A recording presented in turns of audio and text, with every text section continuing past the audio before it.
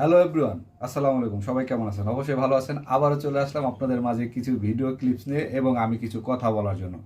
আসলে এই যে যেটা 17 তারিখে শপথ করা হয়েছে, মানে মন্ত্রিসভায় যারা মন্ত্রিসভায় গেছেন কিংবা এমপি মন্ত্রী হয়েছেন বা সরকার তাদেরকে শপথ নিয়েছে, অবশ্যই ইতিমধ্যে আপনারা সোশ্যাল মিডিয়ায় দেখেছেন।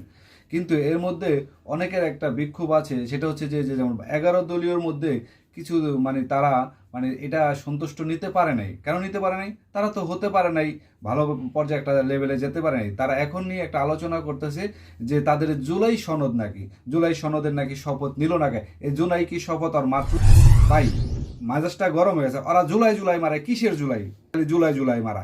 জুলাই জুলাই কি ভাই ভাই মারামারি করে আর জুলাই চুদাইতে গেছে শালা আর শালা। তার দর্শক মেজাজটা গরম। তার আগে আমি কথাটা শুনি যে জুলাই সনদ হয় না দেখা ওরা কি কি বলে শুনেন।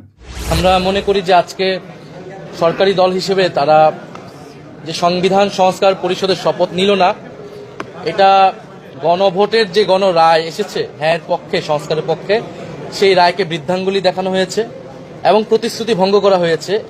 সরকার গঠনের প্রথম দিনই যারা প্রতিশ্রুতি ভঙ্গ করলো তাদের কাছ থেকে এই দেশ জাতি বা আমরা কি আশা করব সেটা সবার মনে প্রশ্ন তৈরি হয়েছে। এবং এটা শুধু রাজনৈতিক প্রতিশ্রুতি ভঙ্গ নয়, এটা কিন্তু আইনি সংকট এবং জটিলতা তৈরি করেছে। কারণ গণভোট যেই আদেশের ভিত্তিতে হয়েছে যে জুলাই জাতীয় সনদ ব্রেকেটে সংবিধান সংস্কার বাস্তবায়ন যে আদেশ, সেই আদেশে সুস্পষ্টভাবে লেখা আছে যে জনগণের যে সার্বভৌম অভিপ্রায় জুলাই গণঅভ্যুত্থানে হয়েছিল, যার ভিত্তিতে সংস্কারের আকাঙ্ক্ষা, সে অনুযায়ী গণভোট হচ্ছে এবং গণভোটের যদি হ্যাঁর পক্ষে রায় আসে তাহলে শপথ হবে একই অনুষ্ঠানে। সুস্পষ্টভাবে আদেশে লেখা আছে একই অনুষ্ঠানে নির্বাচিত যারা সংসদ সদস্য হবে তারা সংস্কার যে সভা, সংস্কার পরিষদের সদস্য হিসেবে শপথ নেবেন এবং একই ব্যক্তির কাছেই তারা শপথ নেবেন এবং পরবর্তীতে কার্যক্রম আগাবে। ফলে আজকে যে তারা শপথ নিল না, এটা কিন্তু হ্যাঁ তারা এটাতে সাইনও করেছে জুলাই সনদ, যার ভিত্তিতে হচ্ছে পরবর্তীতে আদেশ হয়েছে এবং এই আদেশটাকে কিন্তু তারা মেনে নিয়েছে। গণভোটকে তারা মেনে নিয়েছে, গণভোটে তারা অংশীদার ছিল। ফলে যেই ব্যাখ্যা তারা দিচ্ছে এই ব্যাখ্যাটি একেবারেই গ্রহণযোগ্য নয়। কারণ গণভোট বলতেছে সংবিধানে নাই, গণভোট জিনিসটাই সংবিধানে ছিল না। গণভোটের বৈধতা হচ্ছে সেই আদেশ।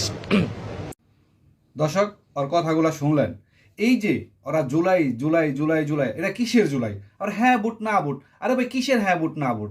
বাংলাদেশ আবার কিসের হ্যাঁ বুট না বুট? তোরা তো বুঝা গেছো যে তোরা তো ভোট, এই নির্বাচনটা তো তোরা নিজেরাই চুরি করছস। আবার হ্যাঁ বুট না বুট, হ্যাঁ বুটের ভিতরে তোরাই সিল মাইরা হ্যাঁ বুট বাড়াই দিছস। তারপরও যে না বুটের উপরে 2 কোটি মানুষের না বুট পড়ছে, এইটাই তো অনেক কিছু। আর এই 2 কোটি না বুট আসলো কোত্থেকে?